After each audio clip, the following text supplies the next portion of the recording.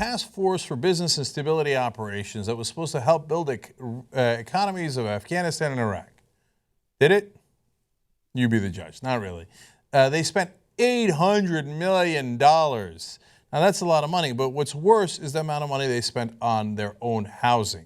So now we have an inspector general at the Pentagon who looked into them a little bit and found out things that were not pleasant. They say that based on allegations we have received from former task force employees and others, today I'm writing to request information concerning the task force decision to spend nearly $150 million, amounting to nearly 20% of its budget, on private housing and private security guards for its U.S. government employees in Afghanistan rather than live on U.S. military bases. So they could live on the base there. They wouldn't need private security. They wouldn't need to spend all this money. They decided, we're going to live in deluxe villas in the middle of Afghanistan.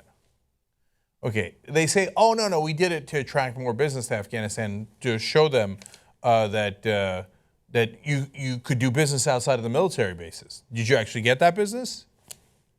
I don't know about that. All right, more details. One example of the contract work was $57 million paid to private security company Triple Canopy from 2010 to 2014.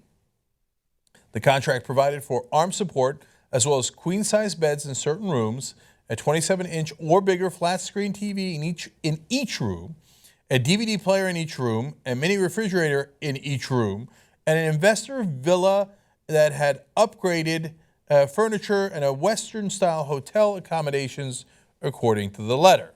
Okay, now, see, this is how they load up the Pentagon budget and how people get rich.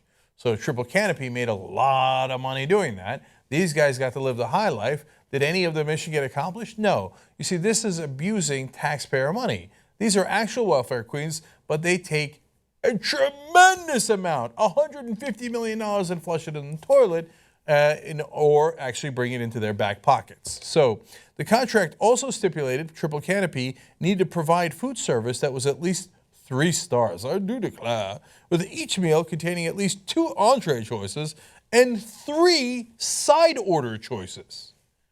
Even Republican Senator Chuck Grassley, when asked if he believed there was justification for this spending, he called it, quote, grade A baloney.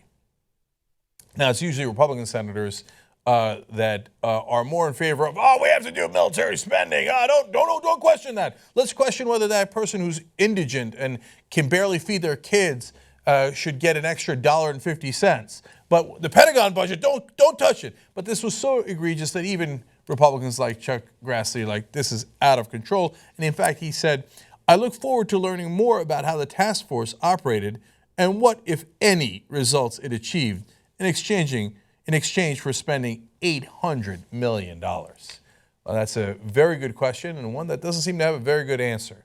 See, this is how they rob the taxpayers blind. It isn't the poor that take most of the money. It's the rich, the connected, and the contractors that usually take the lion's share of the money home.